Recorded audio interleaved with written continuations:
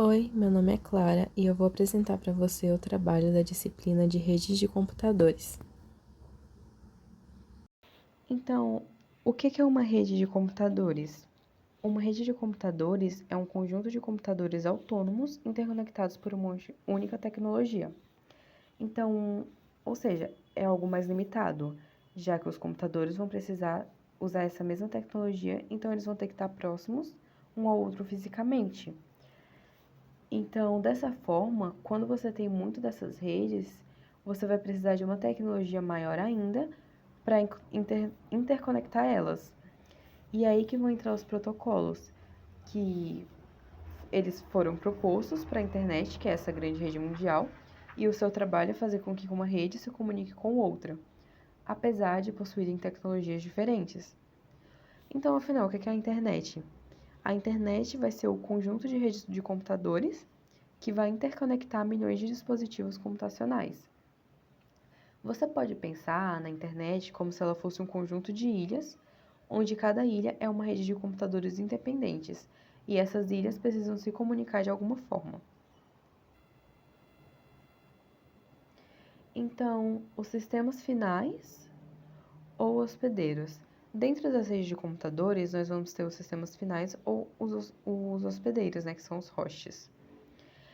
Você pode supor que o usuário está acessando uma página da internet.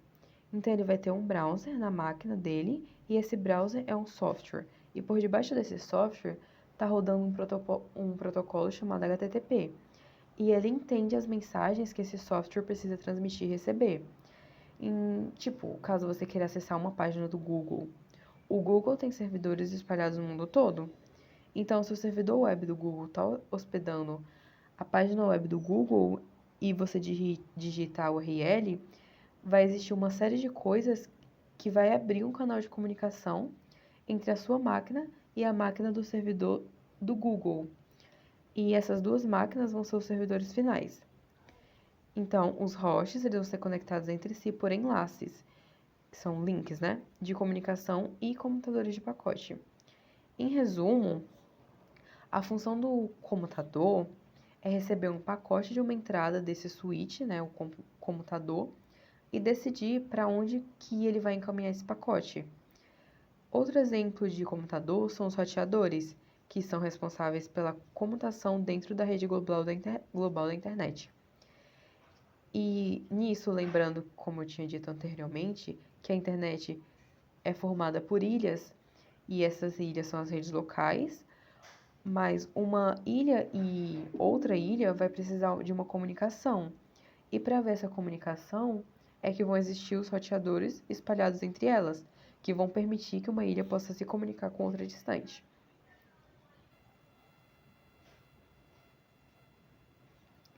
Enlaces e comutadores de pacote. Os enlaces são os meios de comunicação que interligam as redes. Os computadores de pacote, eles vão ser equipamentos muito importantes, pois eles vão fazer a interligação dos componentes de rede. Você pode pensar como se o enlace fosse uma estrada e os computadores de pacote fossem os cruzamentos. Então, dentro da rede local, vão ter muitos computadores. Dessa forma, ficaria muito inviável que cada computador tivesse que sair um cabo para ir para outro, assim, para haver uma comunicação entre eles.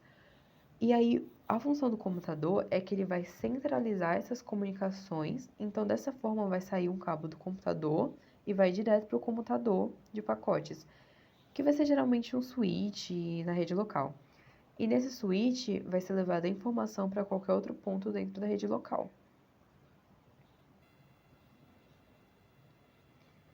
Agora eu vou falar um pouco sobre protocolos. Em termos simples, o protocolo em uma rede de computadores é um conjunto de regras e instruções que vão definir como os dispositivos devem se comunicar.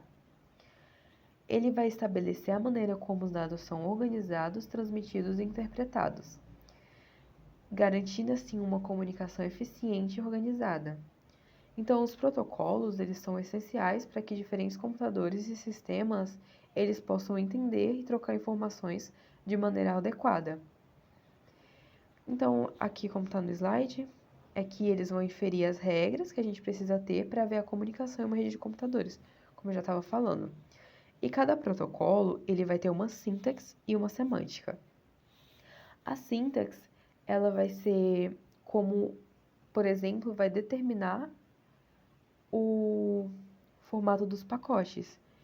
Então a gente pode falar assim: cada pacote vai ser formado por uma camada de uma pilha de protocolos, e essa camada vai aumentando na medida que passa de uma camada para outra, na medida que ele vai descendo, porque ele vai começando de cima e vai descendo. E aí ele vai recebendo um anexo, que vai ser o que a gente vai chamar de cabeçalho. E dentro desse cabeçalho vai introduzir algumas informações, e as informações inseridas vão seguir uma sintaxe. Agora, falando sobre o cabeçalho, também tem o que chamamos de campos, que vão ser as regiões definidas pela especificação do protocolo. E é por isso que os protocolos devem ser padronizados. Agora, a semântica, ela vai dizer o que aquelas informações vão representar em termos de funcionalidade do protocolo. Então, se o protocolo precisa realizar ação X, Y, Z, isso só vai ser permitido pela questão de funcionamento do protocolo, pelas trocas das mensagens que vão ocorrer, e isso tem uma relação direta com as informações que estão dentro dos cabeçalhos. Isso é a semântica, é como ele funciona e faz na prática.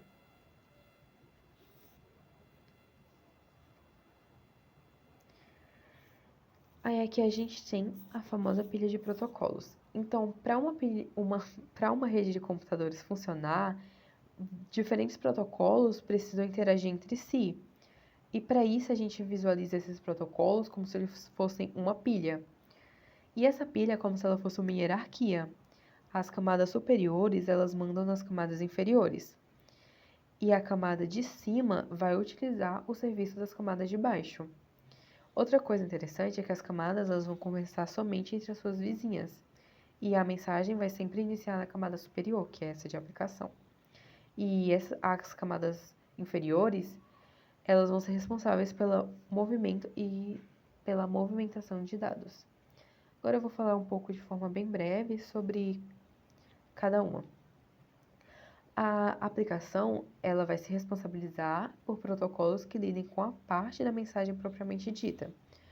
Já o transporte, ele vai se responsabilizar pelo transporte dos dados de uma ponta a outra da comunicação, então de um usuário ao outro.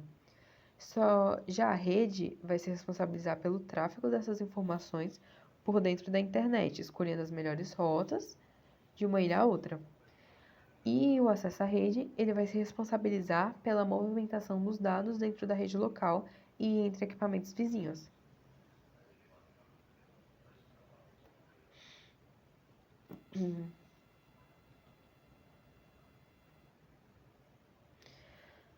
Agora falando sobre padrão de indústria. Um padrão de indústria é um processo ou protocolo que foi endossado pela indústria de rede e foi ratificado por uma organização de pacotes, de padrões. É justamente esse conjunto de padronizações de documentos que vão explicar como é que um protocolo funciona. Então, é muito importante que tenha essa padronização porque existem diversos tipos de fabricantes. Não tem só um monopólio de fabricante de uma certa coisa. Então, tipo, switch, roteadores, browsers, hardware, todos eles vão possuir diversos fabricantes. Então, para que o equipamento de um fabricante converse com o de outro fabricante, vai ter que ter um padrão, vai ter que ter uma orientação, para assim que eles possam se comunicar. Agora, falando sobre as arquiteturas de camadas. Vai ter dois tipos de modelos principais, o modelo OSI e o modelo TCP. Tem aí eles no slide. O modelo OSI, ele é um modelo muito mais teórico. Ele tem 7 camadas e é como se ele fosse um guia de orientação para a criação de outros modelos que vieram depois dele, como é o caso do modelo TCP, que foi inspirado no modelo OSI, só que ele só tem 4 camadas. Ele é um modelo utilizado na internet, que é essa rede mundial de computadores, só que diferente do modelo OSI, ele é um modelo muito mais prático e não teórico. Agora falando um pouco sobre as redes. As redes, elas vão poder ser classificadas de diferentes maneiras e um possível critério dela é ser escala, que foi como eu coloquei aí. e eu vou falar um pouco detalhadamente sobre elas. As redes pessoais são como um conjunto de todos os dispositivos e equipamentos que as pessoas usam no seu dia a dia.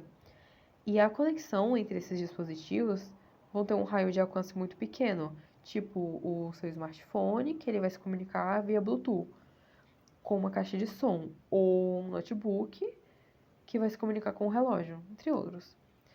Já as redes locais, as redes LANs, são quando a gente está falando mais de abrangência, não somente de dispositivos que estão ao nosso redor, na nossa área, mas que são amplamente utilizados no nosso cotidiano, desde a rede local da nossa casa até a rede empresarial ou na faculdade. E elas vão estar localizadas na periferia da internet. Então, eu vou precisar de um roteador de borda, que vai ser a porta de entrada e saída para a internet. E são elas que vão fazer a comunicação com as redes locais. Nas redes LAN, a gente também vai ter uma coisa chamada topologia, que é como se, você vai organizar os equipamentos, os computadores da sua casa, na sua rede local. E vai ser de diferentes formas, dependendo de como você organiza. E é dessa forma que a gente vai chamar, vai ser as topologias, que tem a de barramento, a de anel, a de estrela, a de malha, a árvore. Falando sobre a topologia de barramento, ela era bastante utilizada no início, nas redes locais, que você tinha um cabo coaxial, que ele ia comunicando os diferentes computadores e equipamentos dentro da rede local. Só que hoje em dia ela não é muito mais utilizada, já que foram surgindo outras topologias que são muito mais adequadas para questões como transferência mais rápida de dados, questão de isolamento, de erro também. Já a, a de estrela, ela vai ser mais adequada porque ela tem um equipamento central, que é geralmente switch, e nas pontas penduradas desse switch você vai ter várias máquinas. E dessa forma você vai conseguir isolar melhor os segmentos de rede. E aí, se uma falha acontece, um enlace de comunicação, o administrador da rede ele vai conseguir facilmente identificar. Agora, falando sobre o anel, ela também é muito utilizada. Só que ela vai ser utilizada quando a gente está falando de um contexto de maior abrangência, diferente da de estrela, que vai ser em redes locais menores. A UFC, por exemplo, ela vai ter uma parte da rede de estrela e uma parte de anel. Só que a de anel dela, ela vai ser um anel duplo, porque uma característica da topologia de anel é que a transmissão de dados, ela vai ter um sentido único, ou seja, ela vai ser ou sentido horário ou sentido anti-horário. Então, ela tem os dois para ter os dois sentidos. Agora, a parte da UFC, que tem a topologia de anel, vai ser tipo os diferentes campos. Vai ter uma no PSI, outra no Benfica, outra no Paraguaçu e assim por diante. E dentro do, vamos supor, do PSI, dentro do departamento de matemática, vai ter a topologia de estrela. E nos diversos departamentos, ou salas, etc.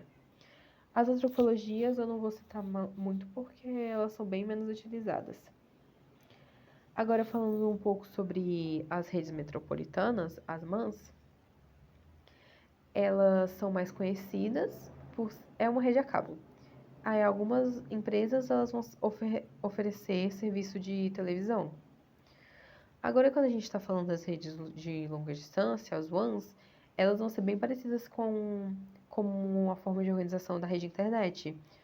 A internet, na real, ela não deixa de ser uma rede WAN, só que ela é muito mais que isso, porque ela tem cobertura global.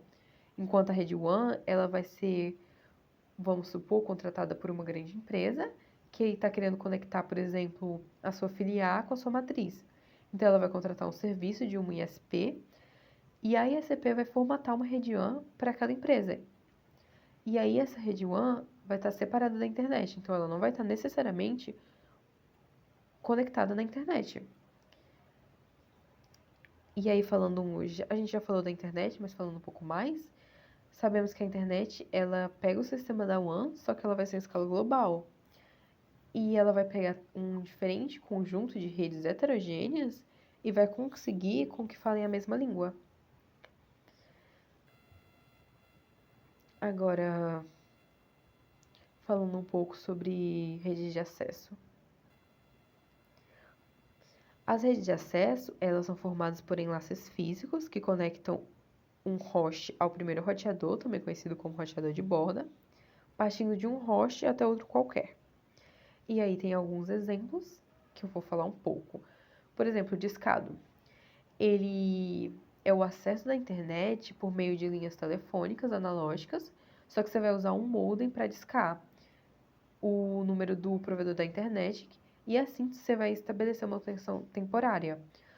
Só que, na real, ele é bem lento e é também bem desatualizado devido às velocidades limitadas e à interferência de chamadas telefônicas.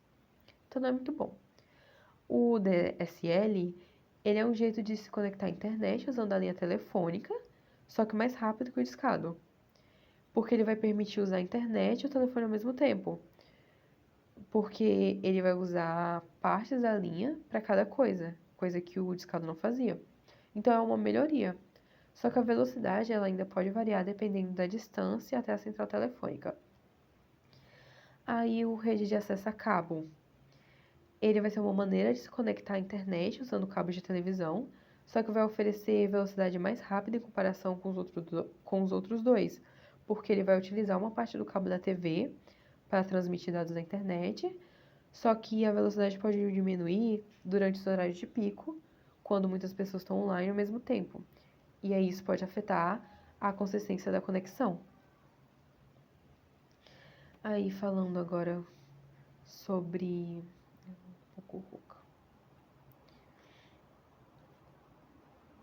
a rede de acesso Wi-Fi. É uma forma de conexão à internet sem fio, só que ela vai utilizar sinais de rádio para permitir que os dispositivos, como laptops, smartphones e tablets, se conectem à internet sem a necessidade de cabos. Os roteadores Wi-Fi, eles vão emitir esses sinais que vão criar uma rede sem fio dentro de uma área limitada. Já a rede de acesso WiMAX, ela vai ser uma maneira de se conectar à internet sem fio, como Wi-Fi, só que vai abranger áreas maiores, como bairros inteiros, por exemplo. E para isso vai usar torres de comunicação para enviar sinais de rádio, permitindo que dispositivos como computadores, celulares, se conectem à internet sem precisar de cabos. Já a rede de acesso celular vai permitir que os nossos celulares se conectem à internet e façam chamadas, só que ela vai ser construída com muitas torres de celulares espalhadas por uma área, como uma cidade. E essas torres elas vão enviar sinais de rádio para o nosso celular, que vai permitir que a gente use aplicativo, navegue na internet e faça chamadas onde quer que a gente esteja dentro da área de cobertura. E por fim, eu vou falar um pouco sobre a Ethernet, que é um método comum de conexão à internet em ambientes locais, como casas e escritórios, só que ela vai usar cabos para conectar dispositivos diretamente ao roteador ou switch. E assim vai permitir uma conexão rápida e confiável. E ela vai ser amplamente usada para redes locais como as redes LANs. Então é isso, muito obrigada pela atenção.